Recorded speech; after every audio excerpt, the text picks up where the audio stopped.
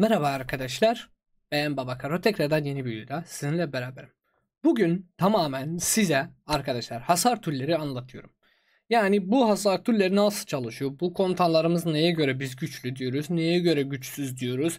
Yani neler yapılıyor? Bu hasar türleri nedir? Bunları hepsini teker teker bu videoda anlatıyorum. Ama anlatmadan önce lütfen bir beğeni atmayı unutmayın arkadaşlar. Abone olun ve tabii ki bildirim açmayı asla unutmayın. Çekilişlerimin o 8.000 aboneye, 19.000 ve 20.000 aboneye de tabii ki güzel çekilişlerimiz vardı. O yüzden beğeni atmayı ve yorum yazmayı unutmayın.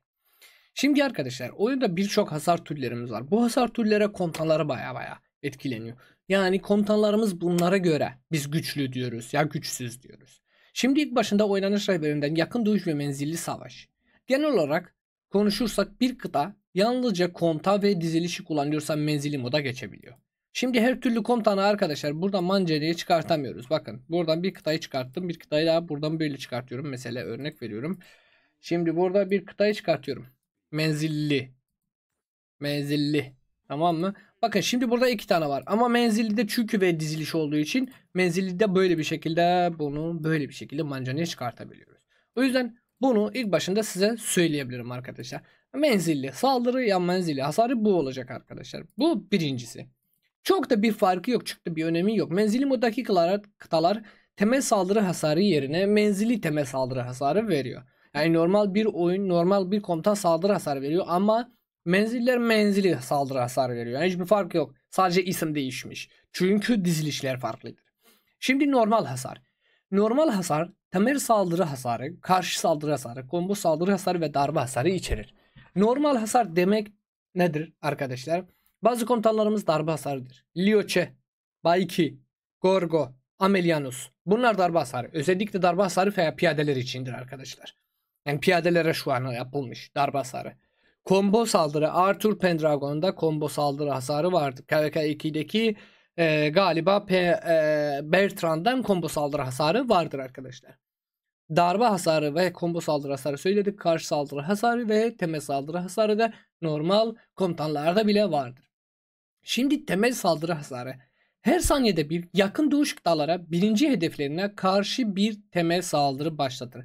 Temel saldırı hasarı sayıların haritanın üzerinde beyaz renkte gösterebilir arkadaşlar. Şimdi beyaz renkte gösteriliyor. Biz bir temel saldırı nasıl başlatıyor? Buradan böyle bir şekilde vurduğumuzda arkadaşlar bu bir temel saldırı hasarıdır. Tamam mı? Arkadaşlar bir temel saldırı hasarı herhangi bir kontanda. Örnek veriyorum ben burada skip ile çıkartıyorum. Bu bir temel saldırı hasarıdır arkadaşlar. Ve haritanın üzerindeki beyaz renkler arkadaşlar bu temel saldırı hasarı 1400, 1400, 1400, 1400 mesela bunlar temel saldırı beyaz renkli haritanın üzerine gösteriliyor arkadaşlar. Bu temel saldırı bu beyaz renkler 1700, 1600, 1600, 1600 böyle bir şekilde geçiyor arkadaşlar. Bu temel saldırı hasarı ve renkler ya sayılar tabii ki böyle bir şekilde gösterebiliyor arkadaşlar. Bunu size söylüyorum. Şimdi karşı saldırı hasarı bir kıtaya temel saldırı vurduğunda otomatik olarak bir karşı saldırı veriyor. Karşılık veriyor. Örnek veriyorum. Bu karşı saldırı hasarı oluyor. Bizim aldığımız bu beyaz renkler var ya eksi 180, 174, 164, bu 162. Bu karşı saldırı hasarıdır. Yani burada bu komutan bize vurmadan kendisine bir savunmaya çıkarttı. Yani biz kıtalardan ya savaşlar mesela özellikle toplarda KYK'da ya savaşlarda birisine vuruyoruz ama herhangi bir saldırı bize gelmiyor ama canımız da azalıyor. Bu karşı saldırı hasarı oluyor arkadaşlar. Bu karşı saldırı hasarı bu demektir arkadaşlar. Yani beyaz rakamlar üstümüzdeki beyaz rakamlara biz karşı saldırı hasarı diyebiliyoruz arkadaşlar. İlk başında bunlar da tabii ki önemlidir. Şimdi darbe hasarı. Darbe hasarı bir tür normal hasarıdır. Yani normal hasarlar zaten hepsini içeriyor. Combo, karşı saldırı hasarı, ya combo saldırı hasarı, darbe hasarı hepsini içeriyor. Normal hasara yapılan artış, azalmalar darbe hasarı etkileniyor. Bu ne demektir? Yani komutanın becerileri, saldırılarımız, ekipmalarımız, yetenek ağaçlarımız bu komutanın üzerine olurken arkadaşlar bunları etkileniyor ve daha fazla da olabiliyor. Beceri hasarı etkilenmez. Beceri hasarı yok. Beceri hasarı darbe hasarından farklıdır arkadaşlar. Yani o yüzden beceri hasarı tabii ki ondan sonrası buradan geçebiliyoruz arkadaşlar. Onu da size söylüyorum. Darbe hasarı sayıları haritada kırmızı olarak gösterilir. Şimdi darbe hasarı ben size ne dedim? bazı komutanlarımız da var. Yani bazı komutanlar derken özellikle piyadedeki komutanlarımız var. Örnek veriyorum Lioche'de var. Örnek veriyorum William'da var. Amelianus'ta var. Bayki'de var mesela. Ben burada bir komutanı çıkartıyorum arkadaşlar. Burada normal saldırı dediğim gibi her türlü komutandan vardır arkadaşlar. Yani combo, darbe, temel saldırı her türlü şeyde vardır ama darbe hasarı sadece bu değil. Bu komutanlarda var. Yani piyadedeki komutanlar darbe hasarı beceriden buradan gösterdiğimiz mesela burada arkadaşlar darbe hasarı. Beceri hasarı değil. Doğrudan hasar faktörü değil. Darbe hasar faktörü. Doğrudan hasar faktörü, darbe hasar faktörü farklıdır. Bu kırmızı renklere darbe hasar faktörü diyebiliyoruz arkadaşlar. Burada 920, 900, 1600, 986 arkadaşlar. Bunlar darbe hasarı. Burada karşı saldırı hasarı biz alıyoruz arkadaşlar. Bunları size söyleyeyim. Bu da normal hasarı. Yani normal hasar burada beyaz renk. Darbe hasarı burada kırmızı renkten arkadaşlar sürekli çıkan darbe hasarı oluyor arkadaşlar. Ve buradan da karşı saldırı hasarı diyebiliyoruz arkadaşlar. Bunları şu ana kadar tamamen öğrenmiş olduk arkadaşlar. Bunlar farklıdır. Yani oyunda söylediği gibi karşı saldırı hasarı ya bunların yani daha fazla rakamlar görmek istiyorsunuz. Mesela burada 8000 vuruyor arkadaşlar. Ben direkt buradan bu AP benim için bir önemi yok. Şimdi sadece videoyu anlatmaya çalışıyorum. Mesela 100k ile böyle vuruyorduk. Mesela 4000 5000 tamam mı? Şimdi 250k 210k mesela çıkartırken bu darbe hasarı daha fazlası ile de vuruyor. Örnek veriyorum şimdi göstereceğiz. Bakın şimdi burada anlatmak istediğim şey bu olacak. Bakın rakamlar ne kadar fazla olacak şimdi. Yani burada ekipman, teçhizat, beceriler, komutanın becerileri ve bu tarz şeyler. Bakın burada direkt 2400'e geçti. Yani direkt 2400'e 1209'dan mesela 1200'e geçti 600'den 1112.000'e geçti mesela. Anladınız mı? O yüzden diyoruz ki bir komutanda arkadaşlar ekipman ve bu tarz şeyler çok çok önemlidir. Çünkü gördüğünüz gibi bu rakamlar uçuş rakamlara geçiyor. Hele bunu 210K'dır arkadaşlar. Yani VIP 17'yim. Bunları daha fazla da görmek istiyorsunuz arkadaşlar. Yani ekipman, teçhizat, e, yetenek ağacı, komutandaki her şey ve her şey, oyundaki her şey ve her şey bunları etkileniyor. Çünkü bunlar normal saldırı hasarı, normal hasar olarak yani tetiklenebiliyor arkadaşlar. Bunu da darbe hasarı da anlamış oldunuz umarım. Eğer ki anlamadıysanız tabii ki yazarsınız. Ben tekrardan yani bir şekilde anlatmaya çalışacağım. Combo saldırı. Combo saldırı hasarı yalnızca normal hasar bonusları. Yani normal hasar bonusları burada ne dediyse bunlar. Yani temel saldırı hasarı, karşı saldırı hasarı, combo saldırı hasarı ve darbe hasarı içeriyor. Burada combo saldırıda. Yani combo saldırı böyle bir şey. Combo saldırı temel saldırı becerilerini tetikleyebiliyor. Ancak karşı saldırıyı tetiklenmez. Yani burada bunu alamıyor arkadaşlar. Bir karşılık veremiyor buradan. Saldırı hasarı sayıları haritada kırmızı renkte gösterebiliyor arkadaşlar. Yani beyaz renk de var, kırmızı renk de var. Şimdi buradan direkt arkadaşlar buradan da combo saldırı hasarı benim sahip olduğum bir komutanım var. Tabii ki burada çünkü bir kıta suarem var. O kıta suarı ile de ben Arthur Pendragon kullanıyorum arkadaşlar. O da kırmızı sayıların üzerine burada söylediği gibi combo saldırı hasarı da arkadaşlar buradan combo saldırı hasarı kırmızı renkte gösterebiliyor. Normal hasarlara sadece beyaz rengi ve buradan da tabii ki böyle kırmızı renkte görebiliyoruz. Şimdi kırmızı renkte 1300. Yani burada tamamen kaç kan var? 152 kan var. 1300 var. Yani burada karşı saldırı hasarı tetiklenmediği için bir tık daha düşük olacak. Ama daha fazla da vuruyor. Yani çünkü burada arkadaşlar her şeye tetiklenebiliyor ama sadece karşı saldırı hasarı tetiklenmiyor. Yani o yüzden bir combo saldırı hasarı daha fazla da vurabiliyor arkadaşlar. Bunu da anlamış oldunuz. Yani bu kırmızı renkler şimdi combo saldırı hasarı diyoruz ya fazla vuruyor. Çünkü karşı saldırı hasarı vurmuyor. Beceriyi tamamen sadece saldırıya odaklı. Combo saldırıya odaklı yani kullanıyor. O yüzden bakın gördüğünüz gibi burada 150 kayla 1200, 1300, 1400 vuruyor yani. Veya hatta mesela normal hasarından ve combo saldırı ile bile beraber 1100, 1100, 500, 5100. Yani böyle bir şekilde hesaplasak bu kıtayı 310K'ya hesaplasak iyi ekipman, iyi teçhizat sağlam bir şekilde savaşıyor. O yüzden birçok oyuncu yani Hyogubing yokken Hyogubing çok fazla beceri öfkeyi doldurtuyor, hızlı bir şekilde öfkeyi doldurtuyor. bu komutanla beraber kullanılıyor arkadaşlar. Yani burada karşı saldırı hasarıya hiçbir şekilde öfke kullandırmıyor. Herhangi bir şey kullandırmıyor. Sürekli combo saldırı, yani sürekli saldırıya odaklı bu komutan. O yüzden görüyorsunuz yani İmperium Krallıklarda görüyorsunuz. Arthur Pendragon'u Philip'le beraber kullanıyorlar. Çünkü Philip son becerisi birinci beceri tetiklenebiliyor. Tekrardan beceri hasarı arttırabiliyor arkadaşlar. Böyle bir şekilde dil dehşet bir kıtaya çıkartıyor yani bu komutanı. O yüzden bunu da anlatmak istiyorum şimdi. Combo saldırıda o yüzden yeni gelen bir hasardır arkadaşlar. Ama çok sağlam bir şekilde çalışıyor. Beceri hasarı nedir? Beceri hasarı doğrudan hasar ve ek hasarı kapsamıyor. Arkadaşlar beceri hasarı yani doğrudan hasar, bu kırmızı ve beyazı beraber beceri hasarı oluyor arkadaşlar. Doğrudan hasar ve ek hasar. Peki ek hasar nedir arkadaşlar? Ek hasar bir tür beceri hasarıdır. Doğrudan hasar, ilk başında doğrudan hasarı söyleyeyim. Doğrudan hasar bir tür beceri hasarıdır. Doğrudan hasar sayıların harita üzerindeki kırmızı renkte gösterebiliyor. Yani doğrudan hasar şimdi böyle bir şekilde. Birçok komutanımızda doğrudan hasar faktörü var arkadaşlar. Örnek veriyorum, burada bu komutanın doğrudan hasar faktörü var 2000. Bu doğrudan hasar faktörü. Bu 2000 kırmızı olarak haritanın üzerine görebiliyoruz arkadaşlar. Tekrardan çıkartıyorum ben Scipio'yu. Vay vay vay vay vay vay vay vay. Scipio'muz nerede? Burada Scipio'muz. Mesela örnek veriyorum 150k ile çıkartıyorum arkadaşlar.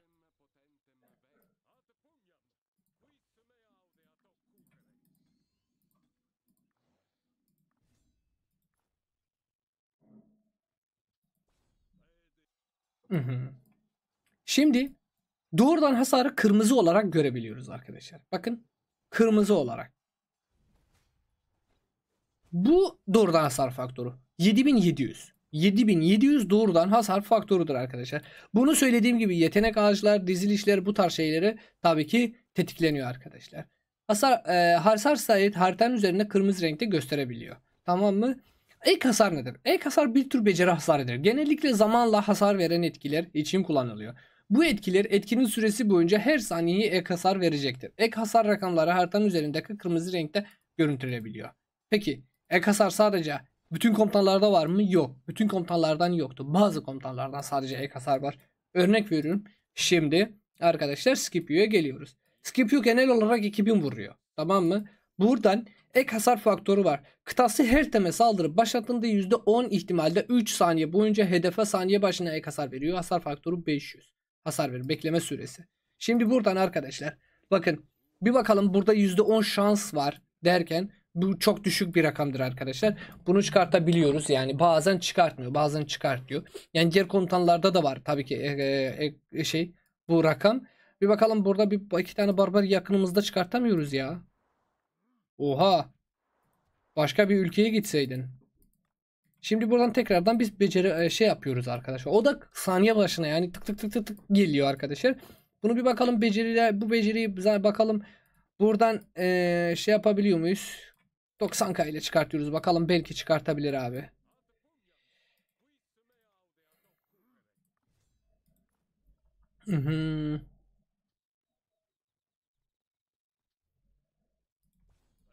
Şimdi bu doğrudan hasar faktörü kırmızı rengi. Ama ek hasar faktörü %10 şansla buradan çıkartıyor. Bir bakalım çıkartabiliyor muyuz arkadaşlar? Bunu da bilmiyorum da. Çıkartırsak böyle bir şekilde. Mesela bu doğrudan hasar faktörü. Şimdi doğrudan hasar faktörü 5517 vurduk. Yani 10 turda büyük ihtimal %1 atıyor. Bir tur attı. 2 attı. Tamam, 5300. 1800 tamam, buradan karşı saldırı hasarı 1200. Bakalım atacak mı? 2 tur. 3 tur. Tamam. Ek hasar faktörü ya büyük ihtimal raporda bakabiliyoruz. Ya bunun üstüne tekrardan yani etkilenebiliyor aslında. Bir bakalım. 4400 tamam.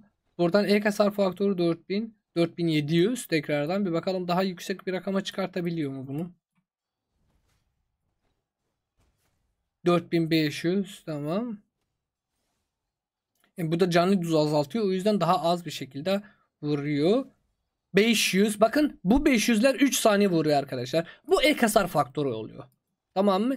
Ek hasar faktörü olarak oluyor. Yani burada Scipio'ya bakarsınız arkadaşlar. Burada 3. becerisi ek hasar faktörü 500. Bu 500'ü Eğer ki kıtası yüksek olsaydı bu 500 750'ye ya 800'e de bile çıkartabiliyor ama 491'e falan buradan kaldı. Bu da ek hasar faktörü oldu. Bazı komutanlardan ek hasar faktörü var ya, birçok kişi bunu diyor ki ya bu bir işe yaramıyor ki. Ama genel olarak gerçekten çok fazla bir şey yarıyor. Özellikle rallilerden ya özellikle açık alanda 310K'ya çıkartırken arkadaşlar bu da sağlam bir şekilde iş yapıyor. Şimdi burada arkadaşlar ek hasar faktörü ve doğrudan hasar faktörü tabii ki anladık. Beceri hasarıyla bu ikisiyi birleştiren beceri hasarı oluyor arkadaşlar. O yüzden diyoruz ki bazı komutanlardan beceri hasarı var. Beceri hasarı budur arkadaşlar. Ama piyadedeki darbe hasar komutanları beceri hasarıya sahip değiller arkadaşlar. Çünkü doğrudan hasar faktörü yok. Ek hasar faktörü olabiliyor ama doğrudan hasar faktörü yok. Burada darbe hasar faktörü var. Darbe hasar faktörü de söylediğim gibi anladınız. Doğrudan hasar faktörü de anladınız. Bu yüzden combo saldırı hasarları veya hatta darbe hasarları, bunların beceri hasarı diye bir şey yok. O yüzden bu komutanlara biz diyoruz ki arkadaşlar kama dizilişi hiçbir şekilde kullanamazsınız. Çünkü kullanıcının kıtası %5 daha çok beceri hasarı veriyor. Ama burada diyoruz ki yay dizilişi kullanabiliyorsunuz. Kullanıcı kıtası %5 daha çok normal hasar verir. Normal hasar verir. Normal hasar derken combo saldırı, darbe hasarı, her şeyi, menzilli hasarı ve her şeyi tetiklenebiliyor arkadaşlar. O yüzden yay dizilişi anlatıyoruz. Ya bazı komutanlardan mesela burada arkadaşlar, mesela burada biz kıskaç dizilişi kullandık. Kullanıcı kıtası %10 daha çok darbe hasarı veriyor. Darbe hasarı bu komutanın sahiptir. Ya combo dizilişi mesela kullanın Arthur Pendragon'da, bu yüzden söylüyoruz arkadaşlar. Daha fazla vuruyorsunuz. Daha fazla vuruyorsunuz. Ve etkisi daha fazla görebiliyorsunuz arkadaşlar. Bunlar önemli şeylerdir arkadaşlar. Lütfen dikkatle dinleyin yani burada. Tüm hasar nedir? Tam hasar hesaplaması sırasında saldırı kıtanın saldırısız savunmasının ve kıtanın savunması göz ardı edilir. Saldırtan kıtanın saldırısı ve savunmasının kıtanın savunma... Ne? Bir dakika. Tüm hasar hesaplaması sırasında saldıran kıtanın, yani benim kıtam, savunan saldırısı ve savunan kıtanın savunması göz ardı edilebiliyor. Tam hasar. Tüm hasar hesaplanması sırasında saldıran kıtanın saldırısı ve savunan kıtanın savunması göz ardı edebiliyor. Abi burada ben bir şey anlıyorum ama bunun yanlış olacağını ya. Mesela benim kıtamın saldırısı ve diğer kıtanın savunması göz ardı edebiliyor. Yani bunlar hesaplanıyor. Tam hasar oluyor. Tam hasar hesaplanması sırasında saldıran kıtanın, yani benim kıtam saldırısı ve savunan kıtanın, düşmanın kıtanın, tamam mı, savunması göz ardı edebiliyor. Tamam. Tam hasarı da anladık. Şimdi güçler ve negatif güçler. Normal güçler arkadaşlar. Normal güçler zaten biliyoruz. Hedefin saldırı, savunma veya sağlığını arttırıyor. Bu normal güçlerdir. Hedefin verdiği hasarı artırır veya aldığı hasarı azaltıyor. Hasarları da anladık zaten. O yüzden bunlar çok önemlidir. Hedefin verdiği veya aldığı kalkanların iyileştirmenin etkilerini arttırıyor. Bunlar normal güçlerdir. Normal negatif güç nedir? Genel negatif güçler şunlar içeriği etkilerini kapsanıyor. Hedefin saldırısı, savunması veya saldırını dengelerini azaltıyor. Bu negatif güç oluyor. Hedefin verdiği hasarı azaltır veya aldığı hasarı artırır arkadaşlar. Bunları yani birçok komutan savunmayı azaltıyor, sağlığı azaltıyor ya bazı şeyleri gözden geçiriyor. Mesela komutan Guanyo'da mesela susturma var. Susturma var. Aldığı kalkanların iyileştirme etkisini azaltıyor. Negatif güçtür bunlar arkadaşlar. Kontrol etiketleri süstür. Tamam, etkileri. Kontrol etkileri susturma, silahsızlar ve iyileştirme başlığını gibi etkiler kapsanıyor. Sustur. Hedefin etkin becerinin kullanılmaz. Etkin beceri ne demektir? Birinci beceri. Birinci beceri yani ana beceri. Birinci beceri arkadaşlar bu oluyor. Etkin beceri. Onu göz ardı edilebiliyor. Yani artık öfke atmıyor arkadaşlar. Beceri tekrardan yenilenmiyor arkadaşlar. Bunlara bahsediyorlar arkadaşlar. Arkadaşlar umarım artık hasarları tamamen anladınız. Eğer ki benim de bir problem varsa ya benim de bir yanlışım varsa lütfen yorumlarda kesinlikle yazın. Eğer ki ben bir şey yanlış anlattıysam onları da yorumlarda yazabiliyorsunuz. Hep beraber bir şeyler öğrenebiliriz. İzlediğiniz için çok çok teşekkür ederim. Kendinize çok iyi bakın. Görüşmek üzere. Hoşçakalın. Bay bay.